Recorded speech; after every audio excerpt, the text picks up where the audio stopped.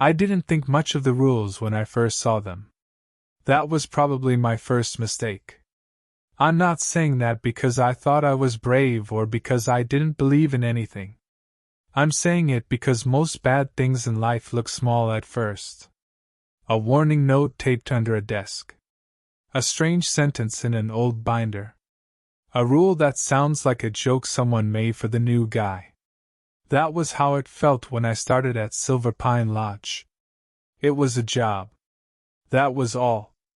It paid $14 an hour, which was not good money, but it came with a room in the staff cabin, free meals from the kitchen, and enough quiet that I thought I might be able to get my head straight. I was 28, broke, recently single, and tired of sleeping on my friend's couch in Missoula. My truck needed a new transmission. My phone bill was 2 months behind. I had about $60 in checking and no plan that reached past the end of the week. So when my friend Cooper told me the mountain resort where he worked needed a night auditor, I said yes before asking many questions. That's the part one keep thinking about. How fast I said yes. Silver Pine Lodge sits near the north edge of Calder National Park, up a 2-lane road that gets closed any time the weather decides it's done being friendly. The place used to be a ski resort in the 70s, back when people liked orange carpet and dark wood paneling. Then the ski lift shut down after an accident no one liked talking about. A private company bought the lodge years later and turned it into a kind of year-round mountain retreat for hikers, photographers, fishermen, and older couples who wanted to sit by a fire and say the word, rustic, a lot. It wasn't abandoned, not exactly. But it had the feeling of a place that had been larger once. The main lodge was open. So was the east guest wing, the dining room, the little gift shop, and the lower parking lot. The old west wing was closed behind a set of double doors with a brass sign that said staff only. The lift house sat empty beyond the tree line. There were 5 cabins down by the creek, but only 2 were rentable. The rest had sagging roofs and plywood over the windows. Cooper made it sound better than it was. Easy money, he told me. You sit at the desk, fold towels, answer the phone, run the audit, watch cameras. Nothing happens after 10. He said that last part with a grin, and I remember asking what was funny. He shrugged and said, "Mountain people are weird. You'll get used to it." Cooper and I had known each other since high school. He was the kind of guy who always landed on his feet without making it look hard. He knew a person who knew a person. He could get free tires, cheap rent, decent weed, cash work, whatever he needed. He had been working at Silver Pine for 2 summers doing maintenance and trail shuttle runs. When he told me the manager liked hiring people who could keep their mouths shut and show up on time, I figured I qualified. I drove up on a Wednesday afternoon in late October.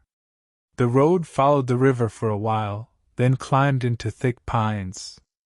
There were warning signs about elk crossings, rock slides, chains, no services after this point.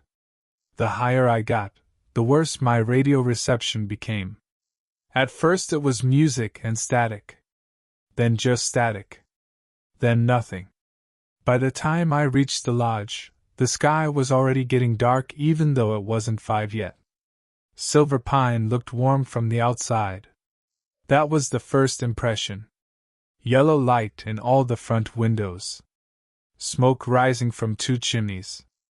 A long porch with rocking chairs lined up beneath the roof. Beyond it, the mountains rose black and sharp behind the trees. The place looked like a postcard from far away. Up close, it looked tired. The paint was peeling on the porch rails. The welcome sign leaned a little to the left. The gutters were packed with pine needles. One of the lamps near the walkway kept blinking, not all the way off, just dimming every few seconds like it was breathing wrong. Cooper met me in the lot wearing a flannel jacket, work gloves, and a beanie pulled down over his ears. "You made it," he said. "Barely," I told him. That road sucks. You'll love it when it freezes. He laughed, but not for long. That was one of the first things I noticed. Cooper looked tired. Not normal tired. Not I worked a long shift tired. His eyes had that flat look people get after too many bad nights. He had always been loud, always joking, always filling silence because he couldn't stand it. That afternoon, he kept looking at the tree line. He helped me carry my duffel into the staff cabin, which sat about 100 yards behind the main lodge. It was a narrow building with 4 small rooms, a shared bathroom, and a common space with a microwave and a couch that smelled like wet dogs. My room had a twin bed, a dresser, a lamp, and one small window facing the back slope. It wasn't much. At the time, it felt like rescue. Cooper showed me where the laundry was, where employees parked during snowstorms, and how to get into the lodge through the back service door. Then he took me to meet the manager. Her name was Ruth Bell. She was maybe 60, though it was hard to tell. She had short gray hair, square glasses, and the steady, tired posture of someone who had spent her whole life correcting other people's mistakes. She didn't smile when Cooper introduced me, but she didn't seem unfriendly either. "You worked nights before?" she asked. "Warehouse," I said. "Stocking. Some security. Can you use basic accounting software?" "I can learn." "Can you stay awake without making it everyone else's problem?" "Yes." "Good." That was the whole interview. She walked me around the front desk and explained the job in a dry, practical voice. "Check late arrivals. Answer the phone. Run the audit at 2 a.m. Print reports. Reconcile the register. Make coffee at 4:30. Put out the continental breakfast at 5:15. Call maintenance if the boiler light flashes red. Call the ranger station if a guest goes missing or if an animal gets into the trash enclosure. Never leave the desk unattended for more than 10 minutes unless there's a fire." Everything had a clipboard. Everything had a form. The front desk itself was old, built from dark wood, with scratches around the key rack and a drawer that stuck unless you lifted it while pulling. There were 2 computer monitors, 1 card reader, a cordless phone, an old landline, a radio base station, and a row of camera feeds. The cameras showed the lobby, porch, lower parking lot, dining room, east hallway, back service entrance, boiler room door, and a grainy black and white shot of the west wing doors. I asked why there was a camera pointed at a closed wing. Ruth looked at the monitor, then back at me. "Insurance," she said. That was all. My first shift started that same night.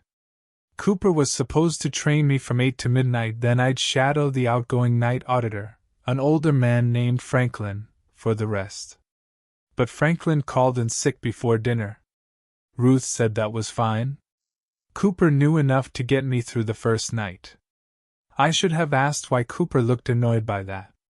Instead, I ate meatloaf in the employee corner of the kitchen, and tried not to feel grateful for something I knew I wouldn't have chosen if I had better options.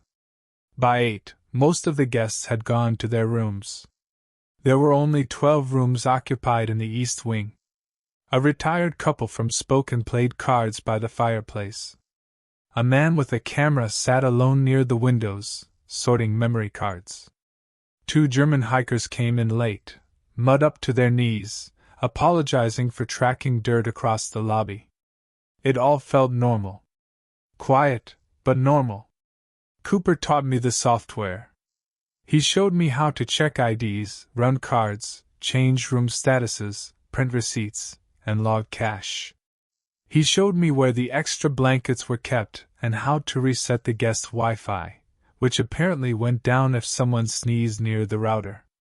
Around 10:30, he made coffee and stood behind the desk with me while the lobby emptied out. "This place is different at night," he said. "Most places are." "No, I mean this place." I looked at him. He was pretending to watch the camera feeds. "What does that mean?" I asked. He took a long drink from his mug. "Just follow the desk rules." "You mean Ruth's rules?" "Not Ruth's." He opened the bottom drawer, the one that stuck, and pulled out a thin black binder. The front had a printed label that said Night Audit Procedures.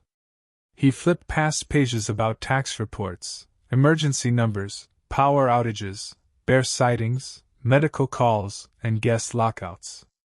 Then he stopped near the back. A folded sheet of yellow legal paper had been taped inside the cover. It was old and soft around the creases. The handwriting was dark and heavy, like someone had pressed too hard with a pen. Cooper tapped it with 2 fingers. "These," he said. I leaned closer. At the top of the page someone had written, "For night desk only. Do not remove." Under that were 7 rules. They were written neatly, numbered down the page. 1.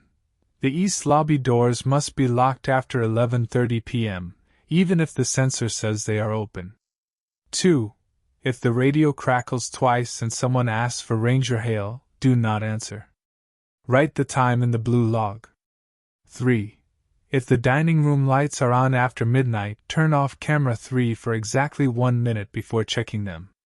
4. Do not give a room key to a guest who arrives without tracks in the snow. 5. If you hear music from the West Wing, call the boiler room phone and let it ring until the music stops. Do not go upstairs. 6. If you see your own name on the arrival screen, do not check the guest in. 7. At 3:17 a.m., count the lobby chairs. If there are more than 8, sit behind the desk and do not look at the extra one until 3:30. I read them twice. Then I looked at Cooper. "Is this a joke?" "No. Come on. I'm serious." He didn't smile. That was what stopped me from laughing. "Who wrote this?" "Don't know." "You don't know?" I didn't ask. "Why not?" "Because everybody here acts like not asking is part of the job." I looked back at the rules. They didn't read like a joke. That almost made them worse. They read like instructions for a machine. Specific. Practical. Plain. I pointed at Rule 4. Guests without tracks in the snow? Only matters when there's snow. It's October. It snowed last week. Is this some park ranger prank? Cooper shook his head. I thought that too. What happened? He glanced toward Ruth's office, even though she had gone home an hour earlier. Just follow them. You're not going to explain? No. That's helpful. I'm getting you a job, not writing a book. He tried to smile, but it didn't last. I should say here that Cooper wasn't some fragile person. He had done oil field work in North Dakota. He had been in fights. He had spent 3 nights alone in the woods once after his truck got stuck on a logging road. He wasn't easy to scare. But standing there under the dim lobby lights, with the fire settling in the stone hearth and the wind pressing at the front windows, he looked like a man who had seen something he couldn't fit back into normal life. He closed the binder. Don't show guests, he said. Don't joke about them with Ruth. Don't take the page out. Don't photograph it. That last part made me look up. Why? Franklin did? The night guy? Before him. What happened to him? Cooper rubbed one hand over his face. He quit. Because he took a picture? I don't know why he quit. You just said. I said he took a picture. Then he quit. There was a difference in the way he said it, and I heard it. He wasn't being dramatic. He was choosing not to say something. At 11:30, Cooper locked the east lobby doors. The doors were glass with thick wooden frames. They faced the porch and the circular drive. There was an electronic sensor at the top that chimed at the desk whenever the doors opened during the day. Cooper twisted the deadbolt, pulled on both handles, and came back around the desk. A red warning blinked on the monitor. East lobby door open. I looked at the doors. They were shut. Cooper saw me looking. Rule 1, he said. It says even if the sensor says they're open. Yep. So the sensor's broken. Only after 11:30. That's convenient. Yeah. He wrote something in the shift log. 11:30 p.m. East lobby locked. Sensor open. Then he underlined it once. The rest of training felt strained after that. Cooper showed me how to run the night audit in a test environment. He showed me the cash drop. He showed me where the panic button was under the desk. At midnight, he zipped his jacket. I'm in cabin 2 tonight, he said. Maintenance got bumped because of the roof leak and staff. Radio me if something actually breaks. Define actually. You'll know. He started toward the back hall, then stopped. One more thing. I waited. If you mess up, don't lie about it in the log. Okay. I mean it. Write what happened.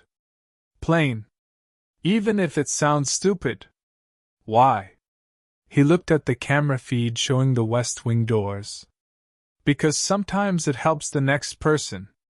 Then he left. I was alone after that. For the first half hour, nothing happened. I sat behind the desk, listened to the building settle, and tried to convince myself Cooper had just given me the standard local ghost story treatment. Maybe every remote lodge had something like that. A weird note. A little ritual. Some story for the new night shift. People got bored. People in isolated places made things up. I told myself it was just a workplace tradition. That would have made sense, except for the door sensor. The warning kept blinking in the corner of the screen. East lobby door open. The doors were closed. I could see them from the desk. The deadbolt was turned. Outside, porch light washed over empty rocking chairs and the dark road beyond. Still, the computer insisted they were open. At 12:18, the phone rang. Not the cordless phone. The old landline. It sat beneath the desk, beige plastic, with a curled cord and a row of taped extension numbers beside it. Cooper had said it was mostly for internal calls and emergencies when the main system went down. I let it ring twice before picking up. Front desk, I said. There was no voice. Just soft static. Then a faint clicking sound, like someone tapping a fingernail against the receiver. Hello? The clicking stopped. A woman whispered, Is the dining room still open? Her voice sounded far away. I looked toward the dark dining room entrance. The last server had closed it before 10. Chairs were stacked on a few tables. The lights were off. No, I said. Breakfast starts at 6:30. The line crackled. Can I sit in there? I frowned. Who is this? The line went dead. I checked the room list. No internal extension had called. The landline didn't show caller ID. I wrote it in the log because Cooper had told me to write things down. 12:18 a.m. landline call. Female voice asking about dining room. No extension shown. Then I sat there, staring at the dining room. Nothing moved. At 12:32, camera 3 showed the dining room lights on. I noticed it by accident. I had been checking the audit numbers, comparing the day's deposits against the system, when the camera feed changed from dark gray to a pale, washed-out brightness. The dining room appeared on the monitor in the upper right. Tables. Stacked chairs. The long coffee station. The antler chandelier above the center aisle. All lit. I raised my head and looked across the lobby. From where I sat, I could see the dining room entrance. It was dark. That sounds like a small detail. It didn't feel small. The camera showed lights on, but the actual room beyond the lobby showed black. I stood up slowly. I told myself it was a camera exposure problem. Maybe infrared. Maybe some night mode I didn't understand. I took one step out from behind the desk. Then Rule 3 came back to me. If the dining room lights are on after midnight, turn off camera 3 for exactly 1 minute before checking them. It was stupid. I felt stupid even thinking about it. But I sat back down. I moved the mouse to the security program and clicked camera 3. There was a drop-down option to disable the feed. When I clicked it, the dining room image went black and a little timer appeared beneath it. Signal paused. I looked at the digital clock on the desk. 12:33. I waited. The lodge was very quiet. The kind of quiet that makes small sounds seem too close. The hum from the soda cooler. The click of the old wall clock above the fireplace. The air pushing through vents. A faint knocking somewhere in the pipes. At exactly 1 minute, I turned camera 3 back on. The dining room feed was dark again. I looked across the lobby. The actual room was still dark. I waited another few seconds, then walked over and checked the light switches by the entrance. They were off. The room smelled like coffee grounds and lemon cleaner. Nothing was out of place. I went back to the desk and wrote it down. 12:33 a.m. Camera 3 showed dining room lights on. Room was dark in person. Paused feed 1 minute. Normal after. My hand shook a little while writing. That embarrassed me. By 2 in the morning, I had almost convinced myself I had misunderstood what I'd seen. Maybe the dining room lights had been on, and I just couldn't tell from the lobby because of the angle. Maybe the camera feed lagged. Maybe there were 2 sets of lights. Maybe I was tired. I ran the audit at 2 o'clock. The system took almost 20 minutes. It printed 6 pages of reports from a loud old printer under the counter. I sorted them into the right folders, counted the cash drawer, and checked arrivals for the next day. There were 4 arrivals due Thursday. A couple from Idaho. A man from Boise. 2 rooms under a tour group. Nothing strange. At 2:41, the radio crackled twice. Not once. Twice. The base station sat to my left, next to the cordless phone. The sound came out sharp and dry. Crack. 3 seconds. Crack. I froze. Then a man's voice said, "Silver Pine Desk, this is Ranger Hale. Come back." The voice was calm. Official. The kind of voice you answer automatically. I reached toward the mic. I had my hand around it before I remembered Rule 2. If the radio crackles twice and someone asks for Ranger Hale, do not answer. Write the time in the blue log. The man on the radio said, "Desk, this is Ranger Hale. Do you copy?" My thumb rested on the button. I didn't press it. "Need you to confirm guest count," the voice said. "We have a report of someone on the ridge." I stared at the radio. The ridge was outside. The park was outside. There could be a real emergency. "Silver Pine," the man said, and now there was a little irritation in his voice. "Answer the radio." I let go of the mic. There was a blue logbook in the drawer beneath the binder. I pulled it out. It was filled with dates, times, and short notes in different handwriting. 2:13, asked for Hale. No response. 3:02, Hale call. No response. 1:44, radio crackled twice. Hale. No answer. Some entries were older than others. One page was stained with something brown around the edges. Coffee, I hoped. I wrote. 2:41 a.m. Radio crackled twice. Caller identified as Ranger Hale. No answer. The radio clicked. The voice said softer now. Daniel. I stopped writing. My name is Daniel Mercer. I had not told anyone on the radio my name. Ruth knew it. Cooper knew it. The system knew it. The employee schedule had it. But the ranger on the radio shouldn't have.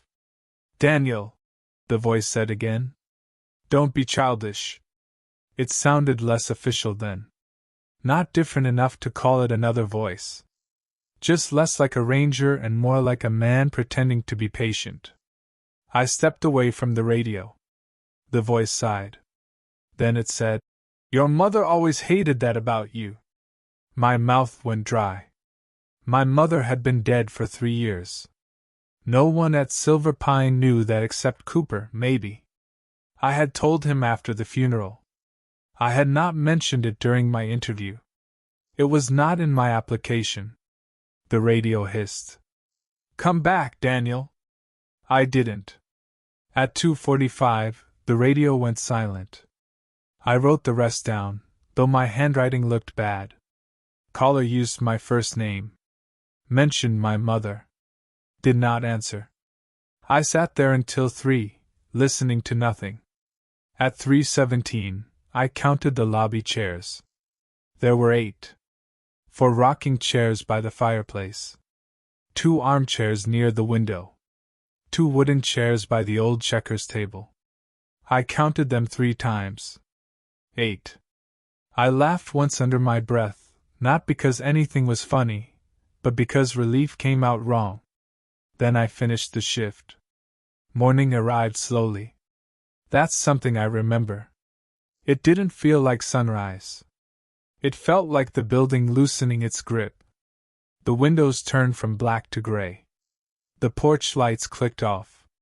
The blinking door sensor cleared at 6:01 and changed to close like nothing had ever been wrong. The first guest came down at 6:20 asking for coffee. Then a woman wanted extra towels. Then a man complained that his room heater rattled all night. The day's staff arrived in coats and scarves, talking about frost on the road and a bear sighting near the trash enclosure. Everything was normal. That made it worse. Cooper came in around 7 with his hair wet from the shower. He looked at me, then at the log. You had a busy first night, he said. You knew, I said. I knew you'd get something. Something? He read the entries without touching the page. When he got to the radio call, his face changed. What? I asked. He used your name? Yes. Full name? No. First. Cooper nodded slowly, but I could tell that didn't make him feel much better. What does that mean? I asked. Means it noticed you. I stared at him. Don't say things like that. I'm not trying to scare you. You're doing a bad job. He closed the log. Ruth came out of her office before I could ask anything else. Cooper's whole posture changed. He stepped away from the desk. Morning, Ruth said. I said morning. She took the log and read it. Same as Cooper. No reaction at first. Then she stopped at my note about the radio. Her eyes moved over the words twice. The correct response is no response, she said. That's it. That's it. It knew my name. She looked at me over her glasses. You followed the rule. That doesn't answer anything. No, she said. It doesn't. Then she told me to get some sleep. I didn't sleep well. The staff cabin was quiet during the day except for Cooper moving around in the next room and someone dragging laundry carts behind the lodge. My room smelled like old heater dust. Every time I started to drift off, I heard the radio voice saying my name. Daniel. Not loud. Not dramatic. Just familiar enough to make my skin tighten. I woke up at 4 in the afternoon to Cooper knocking on my door. He had 2 paper cups of coffee and a sandwich wrapped in foil. "Peace offering," he said. I let him in. He sat on the dresser because there was nowhere else to sit. For a minute we just ate and listened to wind moving through the pines outside the window. Finally I said, "How long has this been going on?" Cooper shook his head. "Longer than me." "How long for you?" "My first month." "And you didn't quit?" He smiled without humor. "I needed the money." That was the first answer I understood. "What happens if you break a rule?" I asked. He looked down at his coffee. "Depends." "On what?" "On which one?" "Helpful." "I'm serious." "Some just make things worse for the night. Some follow you." "What does that mean?" "I don't know." "You keep saying that." "Because I don't." I believed him then. That was the bad part. Cooper wasn't hiding a big explanation. He wasn't keeping the backstory from me for drama. He really did not know. None of them did. They had inherited these routines the way people inherit old damage in a family. Do this. Don't do that. Don't ask why. It's worked so far. He told me a little more after that. The rules were older than Ruth. They were older than the current owners. The blue log went back at least 20 years, though Ruth kept the oldest books locked in her office. Some rules had changed. One about the old elevator was crossed out because the elevator had been sealed. One about not using the payphone was useless because the payphone had been removed. One old rule, Cooper said, warned staff not to follow children into the West Wing. There hadn't been children staying at Silver Pine in years. Not because the hotel banned them. Because families just didn't book there anymore. "People know?" I asked. "People know enough." "Guests?" "Guests know it's creepy." "That's different." "What about the Rangers?" Cooper stared at his coffee. "There is no Ranger Hale." I waited. "There used to be," he said. "I found a photo in the maintenance shop. Park Service guy from the 80s. Harold Hale. He died in an avalanche before either of us was born." I rubbed my face. "Then who was on the radio?" Cooper gave me a look. I hated that look. It meant I was asking for the kind of answer nobody had. That evening before my second shift, I considered leaving. I really did. I packed half my duffel and sat on the bed staring at my truck keys. Then I checked my bank account. $58.13. My truck was almost out of gas. I owed Cooper money. I owed my landlord money even though I didn't live there anymore. I had nowhere to go except back to the couch I had already worn out my welcome on. People like to think they'd run from a haunted place. Maybe they would. But fear doesn't erase rent. It doesn't fill your tank. It doesn't fix your life. So I put on the gray silver pine polo Ruth had given me, walked through the dark to the lodge, and clocked in. My second night started normal. That became a pattern. The lodge would give me just enough normal to make me doubt the rest. I checked in a late guest around 8:15, a woman named Audrey who smelled like cigarette smoke and asked if the Wi-Fi reached the rooms. I restocked maps. I put 2 bundles of firewood by the hearth. I answered 3 phone calls from people asking about weekend availability. I cleaned coffee rings off the desk. I helped a man find the vending machine. At 11:30, I locked the east lobby doors. The sensor changed to open. I wrote it down. At midnight, nothing happened. At 12:30, nothing happened. At 1:05, I found a room service order printed at the front desk printer. Silver Pine did not have room service after 10. The order slip was warm when I picked it up. Room 214. Item: black coffee. Name D. Mercer. Time 1:05 a.m. There was no room 214. The East Wing rooms went from 101 to 118 on the first floor and 201 to 213 on the second.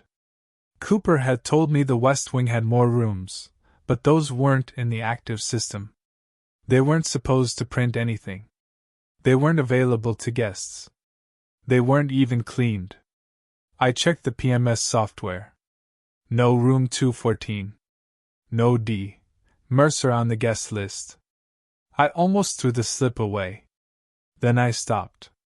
Rule 6 mentioned my name on the arrival screen, not a room service order. But Cooper had said to log things. So I taped the slip into the night log and wrote the time. At 1:12, the cordless phone rang. The display said room 214. I didn't answer. It rang 6 times and stopped. 30 seconds later, the old landline rang. I didn't answer that either. Then the radio crackled once. Only once. A woman's voice said, "The coffee is getting cold." I turned the volume all the way down. That did not stop it. "The coffee is getting cold, Daniel." I unplugged the radio base station from the wall. The power light went dark. The speaker hissed anyway. Then the woman laughed softly. Not loud. Not like a movie. Just a little breath through a smile. I stood up and backed away until I hit the key rack behind me. The radio went silent. I didn't mention that part to the morning staff. I wrote it in the log, but I didn't talk about it. That became another mistake. There are things you think you're doing because you're staying calm. Later you realize you were already hiding evidence from yourself. The next few nights were quieter. I followed the rules. The east door's sensor blinked open after 11:30 every night. Sometimes camera 3 showed the dining room lights on when the room was dark. I paused it for 1 minute, checked, and found nothing. The radio crackled twice on my 4th shift and asked for Ranger Hale. I wrote down the time and did not answer. The voice did not use my name that night. At 3:17, I counted the chairs. Always 8. Guests came and went. Most were ordinary. A newlywed couple stayed 2 nights and left a thank you note for housekeeping. A birdwatcher lost his wallet and found it in his boot.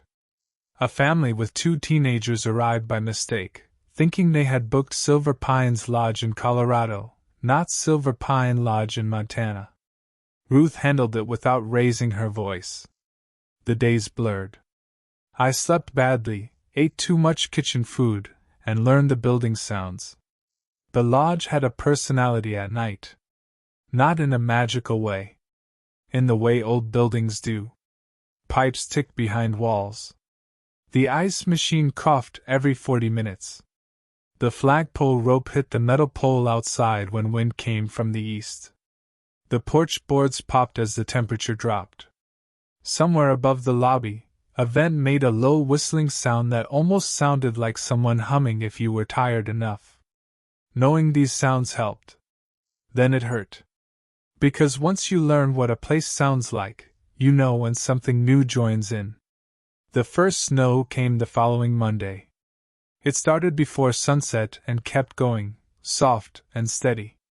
By 10, the lower lot was covered. By midnight, the road was white. Ruth called from home and said the county plow wouldn't come up until morning unless there was an emergency.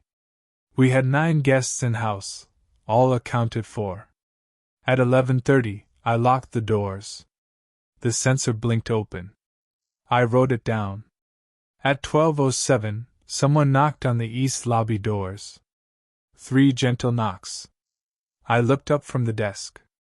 A man stood on the porch.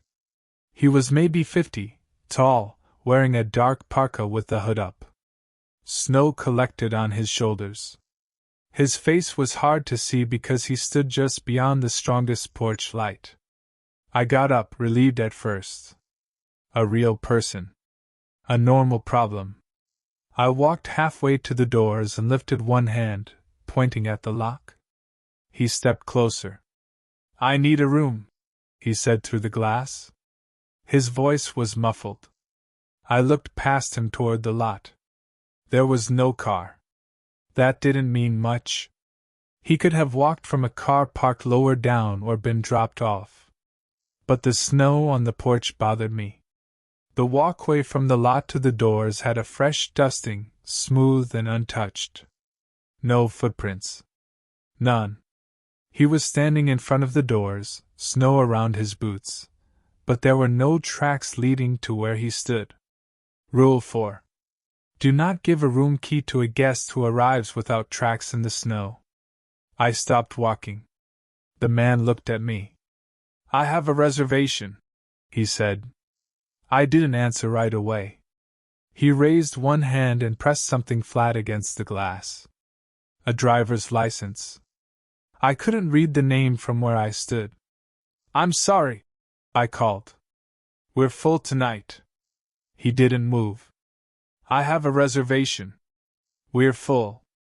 He leaned closer to the glass. His face came into the light. For 1 second, I thought he looked normal. Pale from the cold, tired, maybe angry. Then I noticed his eyebrows and eyelashes. No snow on them. Snow covered his shoulders, his hood, the tops of his boots. But not his face. Not a single flake. "I have a reservation," he said again. I backed toward the desk. He tapped the license against the glass. Tap. Tap. Tap. The computer chimed. A new arrival appeared on the screen. Harold Hale. Room 214. Status, pending check-in. I stopped breathing for a moment. The man at the door smiled. Not wide. Just enough. I clicked away from the arrival screen without touching the reservation. The old landline rang. I let it ring. The man stood at the door for 20 minutes. He didn't knock again. He didn't shout. He didn't try the handle. He just stood there, holding the license against the glass, while snow fell all around him and left no marks of how he had arrived. At 12:31, the porch was empty. I checked the camera feed for the lower lot. No car. I checked the recording. It showed the man walking onto the porch from the left side of the frame. Not from the stairs. Not from the lot. Just from outside the edge of the picture, already there, moving like he had only stepped out of a room. At 12:35, the arrival vanished from the system. No record. No audit trail. No room 214. I wrote everything down. In the morning, Ruth read the log and said, "You did correctly." I expected more. Maybe concern. Maybe explanation. Maybe at least a question. She gave me a stack of registration cards to file. That was the first time I got angry. Not scared. Angry. "You people can't just act like this is normal." Ruth looked up. Cooper was behind her, carrying a box of filters. He stopped. Ruth said, "Lower your voice." "No. There was a dead ranger at the door last night asking for a room that doesn't exist." 2 housekeepers stopped talking near the laundry hallway. Ruth's face didn't change, but the room did. It felt like I had opened a window in winter. She stepped closer. "You followed the rules," she said quietly. "You are tired. Go sleep." "That's all you're going to say?" "That is all I'm going to say in the lobby." Cooper took my arm and pulled me toward the service hall. I shook him off, but I followed. In the employee break room, he shut the door. "You can't do that in front of day staff," he said. "Why? They don't know? They know enough to work days." "That's insane." "Yeah. You said guests don't know. Guests don't need to." A man with no footprints stood at the door. "Then you don't let him in." I laughed, but it sounded wrong. That's your answer to everything. Don't let him in. Don't answer. Don't look. Don't ask. That's how we keep things quiet. Quiet? Cooper looked tired again. Not safe, he said. Quiet. I hated him a little for that. I hated Ruth more. Then I hated myself because I still didn't leave. The snow stayed. By midweek, the resort looked cut off from the rest of the world. The road was plowed during the day, but wind blew snow across it by evening. The trees carried heavy white branches. The old lift cables disappeared into fog. The mountains were gone most mornings, hidden behind low cloud. We had fewer guests then. Some cancelled. Some extended because they were afraid to drive down. The lodge became slower, more enclosed. Night sounds changed with snow. Outside noise disappeared. No insects. No distant road hum. No dripping water. Even the wind seemed padded unless it hit the building directly. Inside, every footstep carried farther. That Friday, the West Wing started making music. It happened at 1:48 a.m. I was folding towels behind the desk when I heard a piano. Not loud. Not clear. Just a few notes through the wall. At first I thought it was coming from a guest room above the lobby.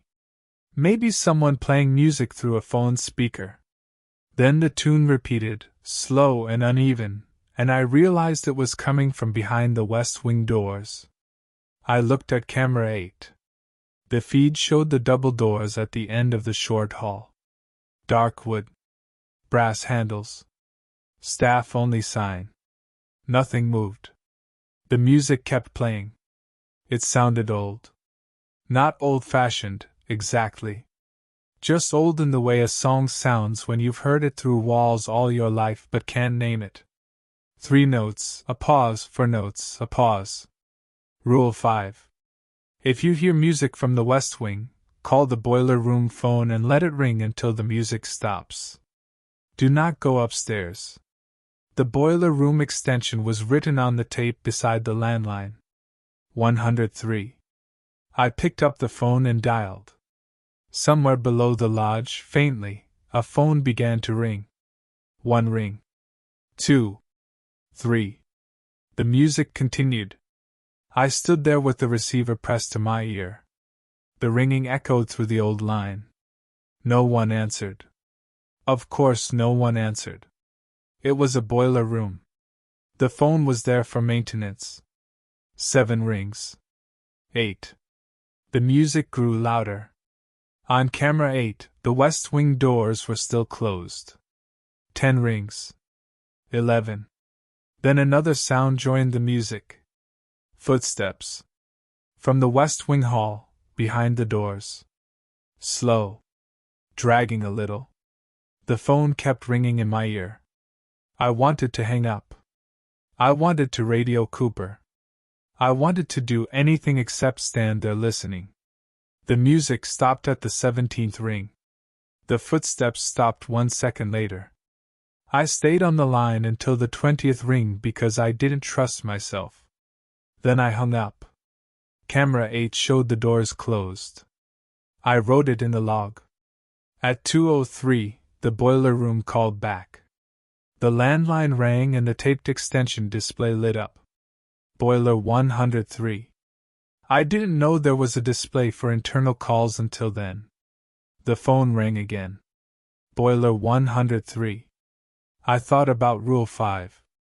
It said to call the boiler room and let it ring until the music stops.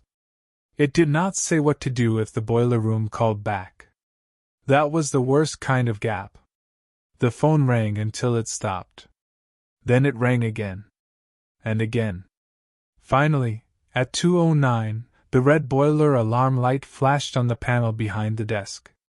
That was a real procedure. If the boiler light flashes red, check the pressure gauge on camera 7. If pressure is above 30 psi, call maintenance.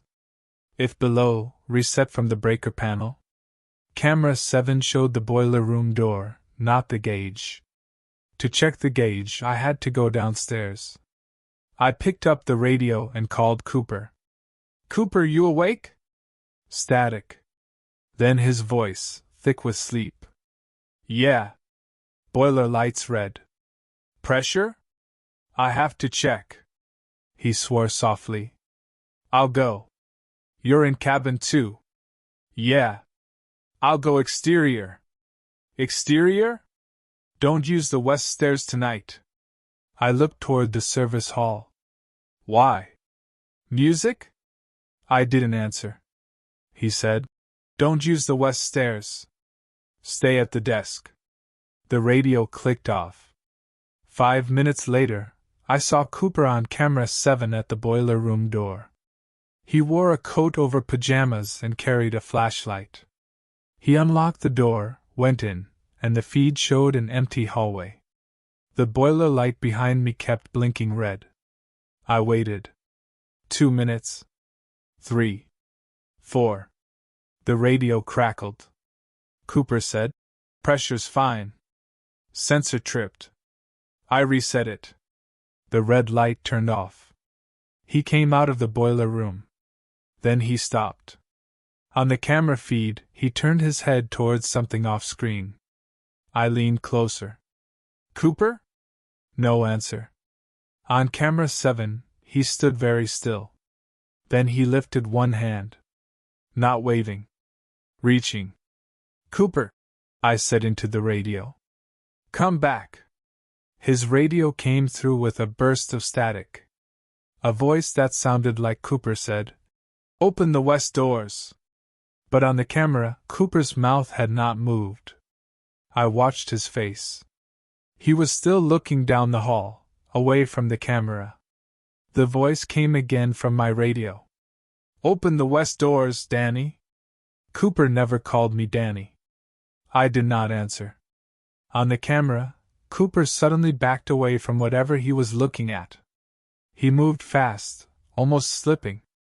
He shut the boiler room door hard and ran out of frame. 10 minutes later, he burst through the back service entrance, breathing hard, face red from cold. He came straight to the desk. "Did I radio you?" he asked. "Something did." "What did it say?" "It told me to open the west doors." He closed his eyes. "Did it call me Danny?" His eyes opened. I didn't have to answer. He turned and walked into the employee break room. I followed him. He filled a paper cup with water from the sink and drank it in one swallow. His hands were shaking. "What did you see?" I asked.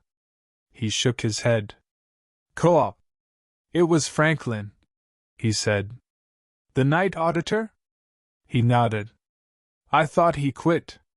"He did." "What did you see?" Cooper crushed the paper cup in his hand. He was standing at the end of the boiler hall. In his old vest. No shoes. His feet were wet. "What?" "Like he'd walked through slush." "Did he say anything?" Cooper looked at me. "He asked why I gave him my room." That sentence sat between us for a while. Then Cooper threw the cup away and told me to go back to the desk. The next morning, Cooper left. Not quit. Not officially. He told Ruth he had to go down to town for parts. He took one of the resort trucks and said he'd be back before evening. At 5, Ruth said the road was getting bad and Cooper would stay in town overnight. At 7, I texted him. No answer. At 9, I texted again. Nothing. I called. It went straight to voicemail. I asked Ruth if she had heard from him. "He checked in," she said. "When?" "This afternoon." "Can I see the message?" "No." That was the moment I knew she was lying. I still worked that night. I don't know why, except that panic sometimes makes decisions feel impossible. Leaving would mean walking through the dark to my cabin, packing, trying to drive down an icy road in a truck with bad tires, with no idea where Cooper was. Staying meant doing the routine. The routine had rules. Fear likes rules. Even bad ones. The lodge was almost empty that night. 4 occupied rooms. A couple in 105. A photographer in 108. An older man in 207. A woman traveling alone in 211. The dining room closed early because the cook had a migraine. Ruth left at 8:30 after reminding me about the weather report. Before she left, she paused at the desk. "Daniel," she said. It was the first time she had used my first name like that. Not as employee paperwork. As a person. "Yes?" "If Cooper calls, do not transfer him to a guest room." I stared at her. "What?" "If he calls, take a message in the log." "Where is he?" She zipped her coat. "Good night, Ruth." She looked at me. For a second, her manager face cracked. Just a little. Underneath it was an old fear. Not fresh. Not sharp. Something worn smooth by years of carrying it. "Good night," she said again. Then she left. At 11:30, I locked the east doors. The sensor blinked open. I wrote it down. At 12:14, camera 3 showed the dining room lights on. I paused it for 1 minute. When I turned it back on, the dining room was dark. At 12:40, the radio crackled twice. "Silver Pine Desk," a man said. "This is Ranger Hale." I opened the blue log. "Come back."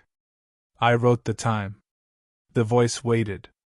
Then it said, "We found Cooper's truck." I stopped writing. The radio hissed. "Roadside at mile marker 9. No driver." I did not pick up the mic. "Daniel, do you copy?" I kept my hands flat on the desk. "Daniel, this is time sensitive." The voice changed then. It became Cooper's voice. Not close. Not perfect. But enough that my body reacted before my mind could stop it. "Dan," it said. "Please. I'm cold." I stood up. The radio speaker popped. "I messed up. I need you to let me in." I looked at the east lobby doors. No one was there. "Please, man," I whispered. "No." The radio hissed louder. Cooper's voice said, "You owe me." That hurt more than I expected. Because I did. Not just money. I owed him for the job. For the couch. For all the times he had helped me when I had nothing to give back except promises. Whatever was using his voice knew that. Or Cooper knew that. I didn't know which was worse. "I got you this job," the voice said. I wrote in the log. 12:40 a.m. Hale call. Used Cooper's voice. Asked to be let in? No answer. When I finished writing, the voice whispered, "You should have taken my shift." Then the radio cut out. At 1:05, a room service slip printed. Room 214. Item: black coffee. Name: Cooper Lane. Time: 1:05 a.m. I stared at it for a long time. Then I taped it into the log. At 1:11, the phone rang from room 214. I let it ring. At 1:17, the front desk computer chimed. An arrival appeared. Cooper Lane. Room 214. Status: pending check-in. I backed away from the computer. Rule 6 said my own name. Not Cooper's. That was what I told myself. If you see your own name on the arrival screen, do not check the guest in. This was not my name. It was Cooper's. And if Cooper was out there somewhere, cold or hurt, and this system was somehow showing him as pending, what did ignoring it mean? I moved closer. The reservation had no phone number, no address, no credit card, no booking source. Just his name and the room. I clicked once, not on check-in, just on the reservation details. The screen opened. Guest name, Cooper Lane. Additional guest, Daniel Mercer. My name sat there in a small field halfway down the page. Additional guest. Not primary. Not arrival screen. A technicality. I almost laughed. Then I felt the shape of the trap. The system cursor blinked in the lower corner beside a blue button. Confirm arrival. Not check-in. Confirm arrival. A small action. The kind you do without thinking 100 times a shift. I moved the mouse away. The screen flickered. The guest name changed. Daniel Mercer. Room 214. Status, pending check-in. Rule 6. I shoved the chair back so hard it hit the cabinet. The printer under the counter started again. One slip. Then another. Then another. They came out warm and curling, dropping onto the floor. Room 214. Black coffee. Daniel Mercer. Room 214. Black coffee. Daniel Mercer. Room 214. Black coffee. Daniel Mercer. The phone rang. The radio crackled. The old landline rang. The computer chimed. All at once. I stood in the middle of the desk area with my hands over my ears and watched my name fill the arrival screen, the message box, the printer queue, the radio log. Daniel Mercer. Daniel Mercer. Daniel Mercer. Then everything stopped. The silence was huge. On camera 8, the West Wing doors were open. Just a crack. I know I hadn't opened them. No one had walked down the hall. But on the monitor, the left door sat about 6 inches out from the frame. Black space showed behind it. The rule came back to me before I moved. Do not go upstairs. It did not say do not close the doors. That thought came from somewhere in me I don't trust anymore. Because once you start finding gaps and warnings, you're already doing what something wants. I stayed behind the desk. I did not close the doors. At 3:17, I counted the chairs. There were 9. 4 rocking chairs by the fireplace. 2 armchairs near the window. 2 wooden chairs by the checkers table. And 1 more. It stood near the east lobby doors. A straight-backed wooden chair I had never seen before. Dark wood. High back. No cushion. It faced the desk. Someone was sitting in it. Not clearly. I need to be careful with that. I did not see a person the way you see someone in a chair. I saw the shape of someone. A darker place in the dark. Knees. Shoulders. A head tilted slightly to one side. The rule said if there were more than 8 chairs, sit behind the desk and do not look at the extra one until 3:30. I was already behind the desk. I sat down slowly. I looked at the computer monitor instead of the lobby. The arrival screen still showed my name. Daniel Mercer. Room 214. Status, pending check-in. The extra chair creaked. I stared at the monitor. Another creak. The shape was shifting. I could feel it without looking directly. That sounds impossible, but it's true. The room has weight when someone moves in it. Air changes. Light changes. The chair scraped 1 inch across the floor. Then another. Coming closer. I kept my eyes on the monitor. 3:21. The chair scraped again. The computer screen went black. In the reflection, I saw the lobby behind me. And the chair. And the person sitting in it. It was Cooper. Or it wore enough of Cooper to make me almost turn around. He sat stiffly, hands on his knees, head bent forward. His hair was wet. His face was pale. Snow melted off his jacket and dripped onto the floor, but there was no puddle under him. His lips moved. No sound reached me. I shut my eyes. That was not against the rule. The chair scraped closer. Dan, Cooper whispered. I kept my eyes shut. I'm sorry. The voice was right in front of the desk now. I didn't think it would pick you. I almost opened my eyes. That was the cruelest thing it could have said. Not help me. Not let me in. I'm sorry. Because that sounded like Cooper. The real Cooper. The version that would apologize with his whole body because he hated being serious.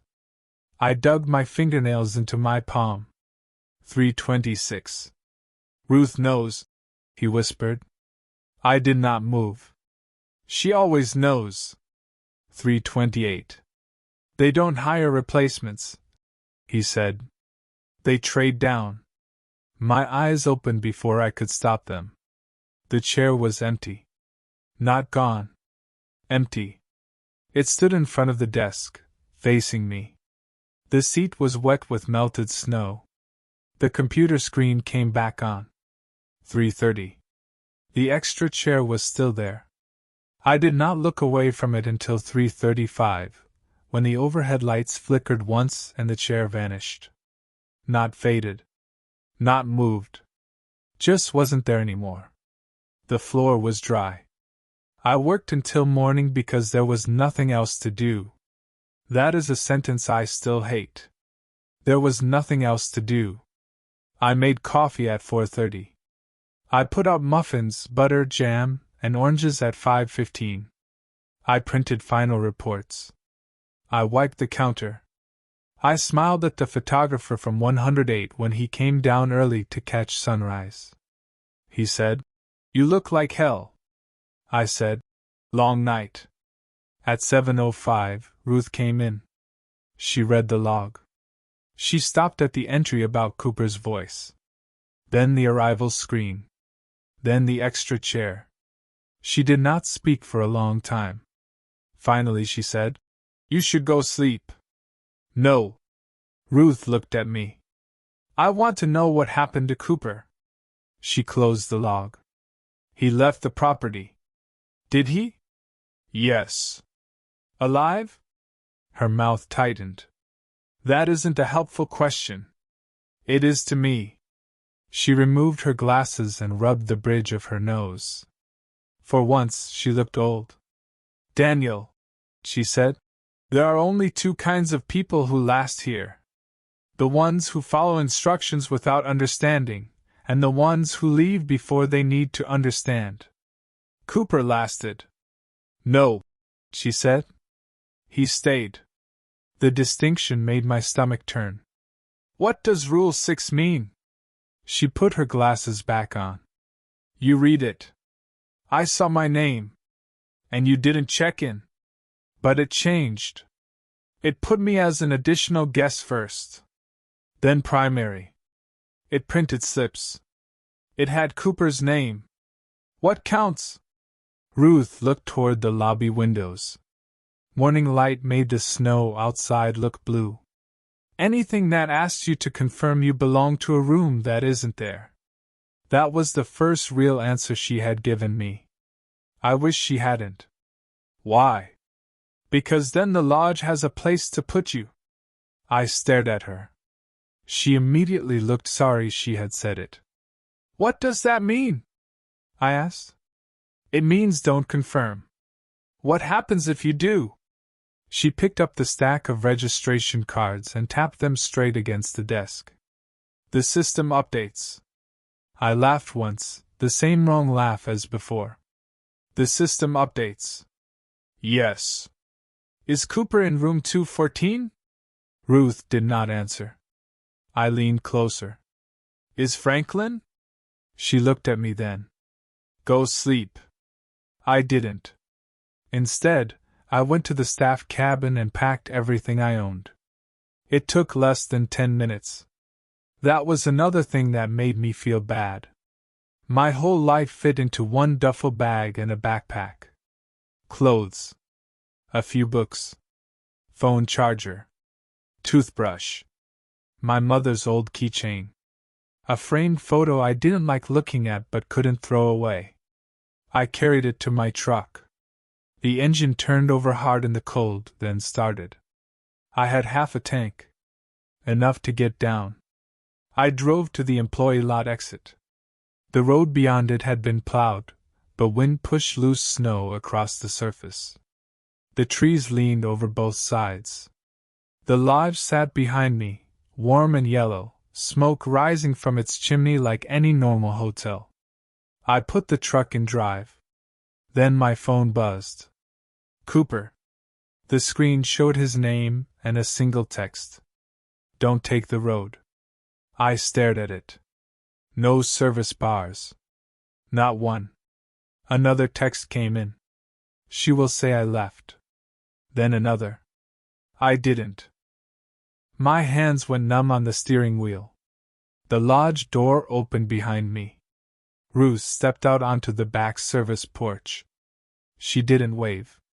She just stood there in her coat, watching my truck. My phone buzzed again. Room 214 is not upstairs. I looked at that message until the words stopped making sense. Then the truck radio turned on by itself. Static filled the cab. A man's voice said, "Silver Pine Desk, this is Ranger Hale. Come back." I turned the key off. The engine died. The radio kept hissing. "Daniel," the voice said. "Roads closed." I opened the truck door and got out. Ruth was still watching from the porch. I shouted, "Where is Cooper?" She didn't answer. My phone buzzed. "Behind you." I turned. In the snow beside my truck, there were footprints. Bare footprints. They led from the tree line to my driver's door. They had not been there when I got in. They were deep and dark in the snow, toes spread, each print filling slowly with wind-blown powder. I followed them with my eyes. At the tree line, Cooper stood between two pines. He wore the same jacket I'd seen on the camera. His hair was wet. His face was pale. He was too far away from me to see his expression clearly. He lifted one hand. My phone buzzed. "Don't let her put you on nights." I looked back at the porch. Ruth was gone. When I turned to the trees again, Cooper was gone too. Only the footprints remained. They did not lead away. I left anyway. Or I tried. I drove down the resort road at maybe 15 miles an hour, both hands tight on the wheel, heater blasting cold air because the truck never warmed right. The main road should have been 12 miles from the lodge. I knew that because Cooper had complained about it. 12 miles of switchbacks, then the Ranger turnout, then the river road, then cell service. I drove for 20 minutes. Then 30. Then 40. The trees stayed the same. Snow. Pines. Road curving left. Road curving right. No signs. No mile markers. At 8:12, I passed the wooden sign half buried in snow. Silver Pine Lodge, 1 mile. I slammed the brakes. The truck slid sideways and stopped. I sat there breathing hard, staring at the sign. I had been driving away for almost an hour. The sign pointed forward. The road behind me was empty. I turned around. I drove the other way. 20 minutes later, the lodge appeared through the trees. Warm lights. Long porch. Smoke from the chimney. My parking space was empty. Ruth stood under the awning by the front entrance, holding a mug. I didn't stop. I drove past the lodge and took what should have been the service road around back. It curved through trees and brought me to the lower lot again. My phone had no service. My radio had only static. The gas gauge sat lower than it should have. I parked because I was afraid of running out on the road. Ruth walked over to the driver's side window. I rolled it down halfway. "You should come inside," she said. I wanted to scream at her. Instead, I said, "What is this place?" She looked up at the mountains. "A hotel." "No. It is if you work the desk." I laughed, but there was no sound in it. She looked back at me. "Come inside before dark." It was 8:30 in the morning. "What?" Ruth's eyes shifted to the trees. "Before dark," she said again. Then she walked away. I stayed in the truck until noon. I tried the road twice more. Both times I came back to the lodge. I tried walking down the road once, but after 10 minutes I heard a piano from somewhere in the trees, and I turned around before I could think about whether that made sense. At 2, I went inside. Not because I accepted it. Because I was cold. Ruth had soup waiting in the employee break room. I hated her for that too. For knowing I'd come back. I ate because I was hungry. Then I slept on the break room couch for 3 hours with the lights on. When I woke, Ruth was sitting at the table with the black binder in front of her. "Sit down," she said. I did. She opened the binder to the rules. The yellow page looked older than it had before. Maybe that was my imagination. "Who wrote them?" I asked. "I don't know." "You really don't?" "No." "Who wrote Rule 6? She touched the edge of the page but did not remove it. "Franklin added the current wording." I sat up. "I thought Franklin quit." "He did." "Before or after he wrote it?" Ruth looked at me. "After." My skin went cold. She turned the page. Behind the yellow rules sheet was another paper, older, thinner, with faded typewritten text. Not all of it was readable. Some lines had been crossed out. But one line near the bottom was clear. "Do not register yourself under any vacant room number." Below that, in handwriting, someone had added, "Especially 214. I looked at the page until my eyes hurt. "There is number 214, I said. "No." "What was it?" Ruth closed the binder. "Not a room." My mind went back to Cooper's text. "Room 214 is not upstairs." "Then what?" Ruth looked like she was choosing every word carefully. "When the West Wing was still open, guests complained about being placed in rooms that weren't on their floor. They'd come to the desk with keys that didn't match our locks. They'd say someone had called from their room while they were asleep. They'd ask why their bill listed charges from a number we didn't have. That doesn't answer me." "No. Ruth." She sighed. "There are spaces in this building that don't stay where they are." I waited for more. She didn't give it. That was all. A sentence that sounded insane and somehow explained too much. "Why keep the resort open?" I asked. She looked genuinely tired of that question. "Because closing it didn't help." I had no answer to that. She continued, "It was closed for 6 years in the 90s. During that time, 3 hikers went missing near the lodge. A ranger heard phones ringing inside an empty building. Locals saw lights in the dining room. 2 teenagers broke in and came out through the old lift house 3 days later. One of them never spoke again." I stared at her. "The company reopened with staff on site year-round. After that, things became manageable." "Manageable?" "Yes." "You mean it needs people here?" "I mean it behaves worse when there are none." That should have been the moment I refused to listen to another word. Instead, I asked, "And night auditors?" Ruth's face hardened again. "Night auditors keep records." "Records for who?" "For us." "Does recording it stop it?" "No." "Then what's the point?"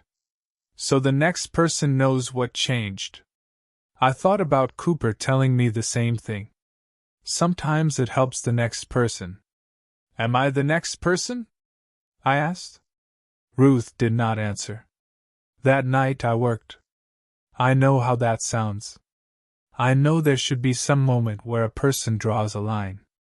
Maybe throws the binder into the fire. Maybe takes a chair and breaks a window. Maybe calls police. Maybe runs until their feet bleed.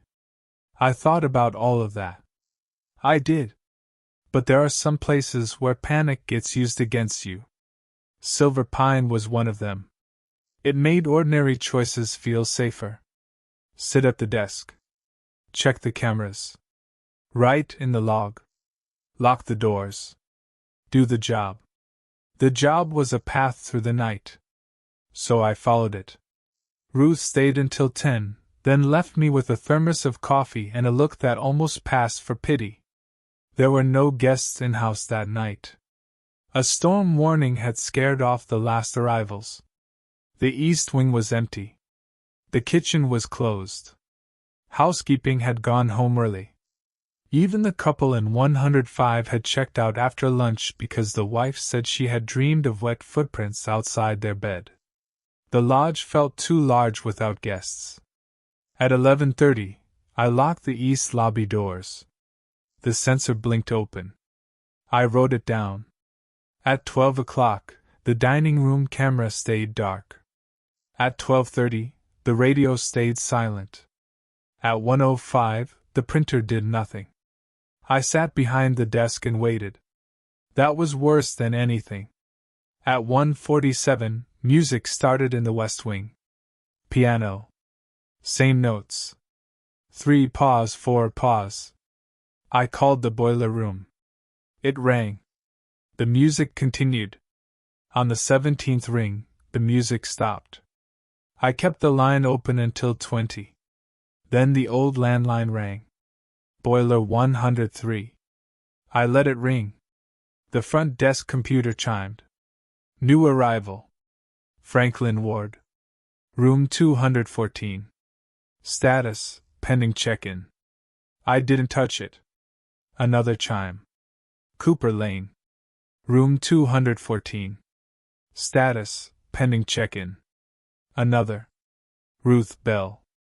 Room 214. Status, pending check-in. My mouth went dry. Ruth wasn't dead. At least I didn't think she was. The old landline kept ringing. Then a final chime. Daniel Mercer. Room 214. Status, pending check-in. I turned away from the screen. The printer started. Not receipts this time. Registration cards. One after another. They printed with names already filled in. Franklin Ward. Cooper Lane. Ruth Bell. Daniel Mercer. Each assigned to room 214. Each with the same arrival date. October 31st. That day. Each with the same signature at the bottom. Mine. I did not pick them up. The West Wing doors creaked. Not through the camera. In the building. I heard them open down the hall. The piano music returned, louder now, but wrong. The same short phrase repeated at uneven speed, like someone learning it by copying another hand. Then the east lobby doors rattled. I looked up. Cooper stood outside. This time he was not at the tree line or in a camera reflection. He was on the porch, right in front of the glass doors. Snow blew behind him. His lips were blue. His wet hair clung to his forehead. He looked alive enough to hurt. Dan, he said through the glass. I didn't move. He raised one hand and pressed it to the door. There were tracks behind him. Bare footprints in the snow. Rule 4 said do not give a key to a guest who arrives without tracks. He had tracks. That was how it worked. The gaps. The technicalities. The little spaces where your mind tried to save someone and walked itself into a trap. Please, he said. I shook my head. He looked over his shoulder, back toward the trees. Then he looked at me again. It's not me, he said. That stopped me. His voice was muffled but clear. It's not me, Dan. I stepped closer without meaning to. Cooper's face twisted with fear. Don't believe it when it sounds like me. Behind me, the radio crackled twice. Ranger Hale's voice said, Silver Pine desk, disregard guest at east entrance. Cooper looked past me into the lobby. Don't answer him. The radio said, Guest at east entrance is not registered. Cooper hit the glass with his palm. Don't answer him. The computer chimed again and again. The old landline rang. The West Wing music grew louder. Cooper leaned closer to the glass. His eyes filled with tears. Rule 6, he said. It's not about the screen. I was close enough now to see frost on the glass around his mouth. What? He spoke slowly, like the words hurt. It's about permission. The radio crackled. Ranger Hale said, Daniel Mercer, confirm your location. The computer screen flashed. Confirm arrival? Cooper shook his head. Don't say where you are. The old landline stopped ringing. The lodge went silent. Even the music stopped. All I could hear was Cooper breathing through the door. Then, from behind me, Ruth said, Daniel. I turned. She stood at the end of the West Hall, inside the lodge, wearing her coat. Snow dusted her shoulders. She should not have been there. I had watched her leave hours ago. The back entrance camera had shown nothing. The east doors were locked. The service door was locked. The west wing doors were open behind her. Her face was calm. Too calm. Cooper whispered through the glass. That's not Ruth. Ruth looked at him, then at me. Step away from the door, she said. I didn't. Daniel, she said, you need to check the guest in. There it was. Not dramatic. Not a threat. A manager giving an instruction. She walked toward the desk. Her shoes made no sound on the lobby floor. The system has to balance, she said. Cooper hit the glass harder. Don't. Ruth stopped beside the desk and looked at the registration cards on the floor. You should have left when you could, she said. I tried. I know. The way she said that made me understand something I still don't fully understand. Maybe Ruth had tried too. Maybe everyone had. The radio clicked. Ranger Hale said, Daniel Mercer, confirm guest count. The computer flashed. Confirm arrival? Ruth looked at me. You can't stand in the doorway forever. I looked down. Without noticing, I had moved to the line between the lobby tile and the front entry mat. Not outside. Not behind the desk. A threshold. Behind me, Cooper pressed both hands to the glass. In front of me, Ruth stood beside the computer. Beyond her, the West Wing doors were open. Rule 6 was not about a name on a screen. Not really. It was about agreeing with the lodge when it offered a place for you. A room. A role. A record. A version of yourself it could file away. Daniel Mercer. Room 214. Pending. The computer chimed again. Ruth said, Just click confirm. Cooper whispered, Go behind the desk. I looked at him. His face changed. Just for a second. Not into a monster. Nothing that simple. It became tired. Empty. Like a mask loosening. Then it was Cooper again. Dan, he said. Please. I didn't know who was lying. That was the worst part. Maybe both. Maybe either. The clock above the fireplace ticked toward 3:17. I realized then that if I stayed where I was, I'd have to count the chairs. I'd have to look around the lobby. I'd have to know what else had joined us. So I did the smallest wrong thing. Not the big wrong thing. Not check-in. Not the door. I answered the radio. I don't know why. Maybe because I needed one voice to be real. Maybe because I was tired of only refusing. Maybe because something had spent all night teaching me that every rule had edges, and I wanted to find one that cut back. I picked up the mic. Ruth's eyes widened. Cooper stopped moving. I pressed the button and said, "Silver Pine Desk." The lobby lights flickered. Ranger Hale's voice answered at once. "Confirm your name." I almost said it. My mouth actually opened. Then I saw the yellow rules page in my mind. If you see your own name on the arrival screen, do not check the guest in. Permission. Not the screen. Not the button. The lodge wanted me to confirm. I let go of the mic. The radio hissed. Ranger Hale said very softly, "Too late." The computer behind the desk made a sound I had never heard before. A clean, bright tone. Like a transaction approved. Ruth looked at the screen. Cooper lowered his hands from the glass. I turned slowly. The arrivals page had changed. Daniel Mercer. Room 214. Status, checked in. Below it, another line appeared. Front desk vacant. For a while, no one moved. Then the east lobby doors unlocked. Not opened. Just unlocked. The deadbolt turned by itself with a soft metal click. Cooper smiled.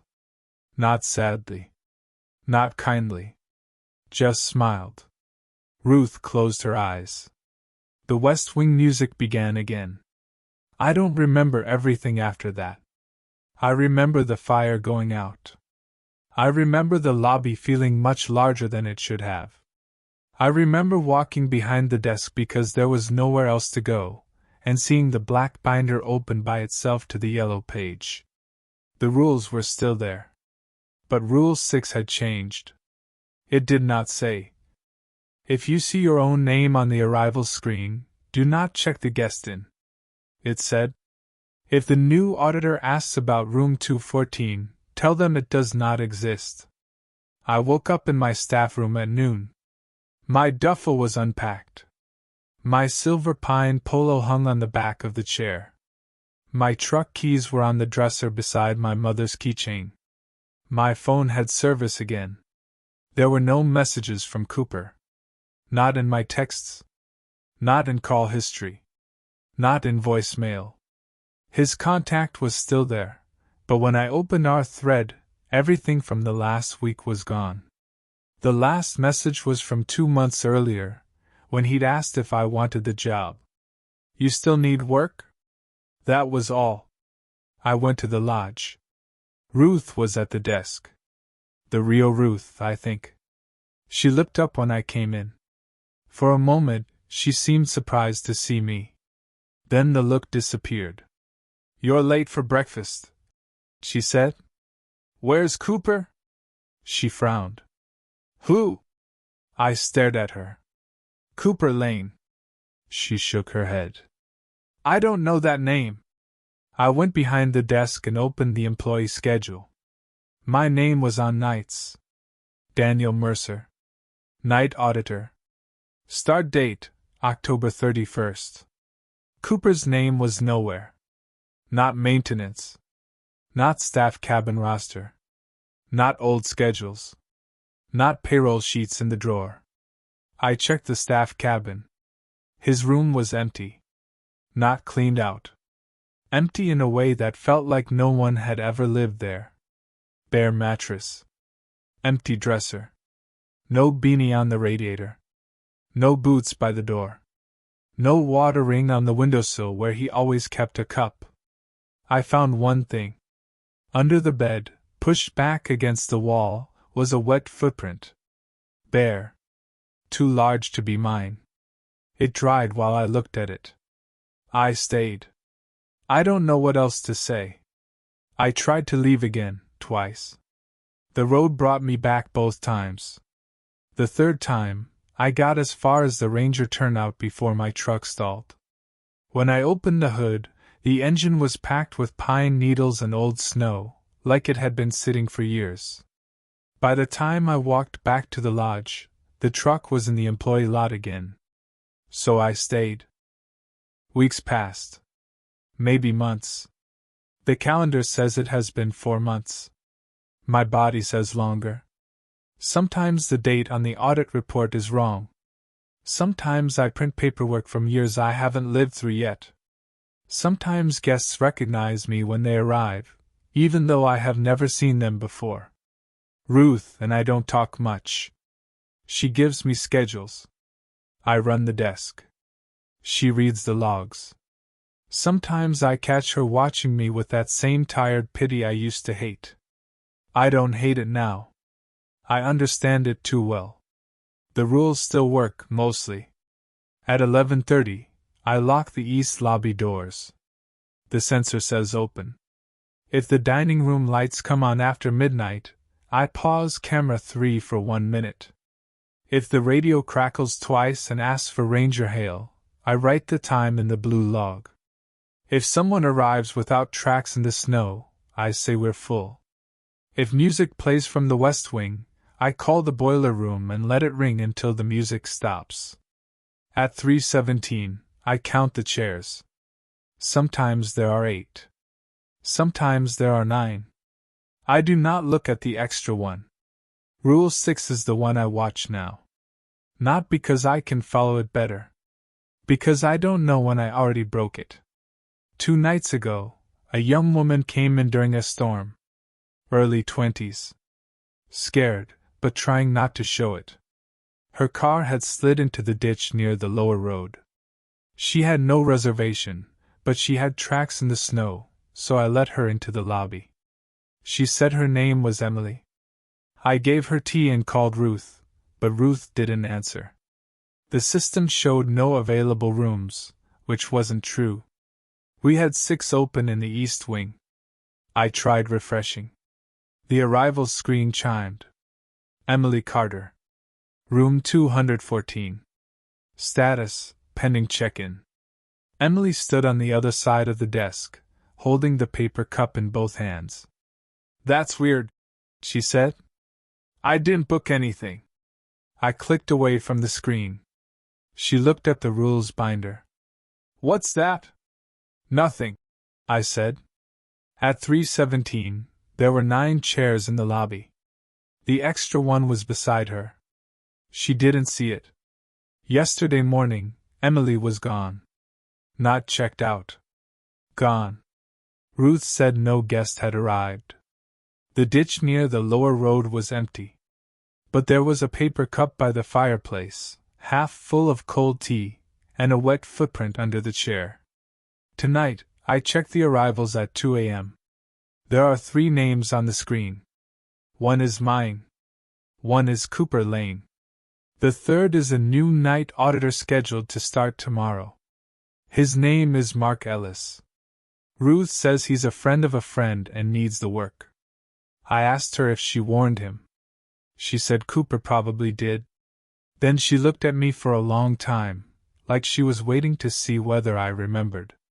The thing is, I do remember Cooper. I remember his voice. I remember his truck. I remember the way he stood in the snow and told me Rule 6 wasn't about the screen. But when I look at my phone, his number is gone now. When I say his name out loud, it sounds less real each time. I wrote this down because the logs stay here, and I don't trust the logs anymore. I don't trust Ruth. I don't trust the road. I don't trust my own name when it appears on a screen.